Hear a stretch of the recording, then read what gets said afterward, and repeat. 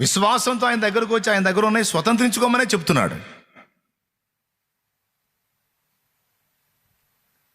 దేవుడు చేయలేడన్నయ్య ఈ కార్యం, దేవుడు కూడా మమ్మల్ని ఒడ్డున వేయలేడన్నయ్య. ఏం వేస్తాడన్నయ్య? ఏందన్నయ్య ఒక సమస్య? ఏందన్నయ్య దేవుడు చేసేది? కష్టం అన్నయ్య. దేవుడికి అసాధ్యం. ఆయన వల్ల కాకనే వదిలేశాడు, లేకపోతే ఇంతసేపా. అస్సలు ఒక్కొక్కళ్ళు మాట్లాడే నిరాశ మాటలు ఉంటాయే, వాళ్ళ దెబ్బకి నాకు కూడా నిరాశ వచ్చింది నిజంగా అండి. వాళ్ళు మాట్లాడితే వాళ్ళ మాటల దెబ్బకి నాకు కూడా నిరాశ, నిరుత్సాహం, నిస్పృహ, నీరుగారిపోతా. అంత పనోళ్ళు ఉన్నారు. తేరుకొని నేను వాళ్ళకి దండం పెట్టి చెబుతాను, నిరాశని నిస్పృహని ఇంత బాగా స్వాగతిస్తున్నావు.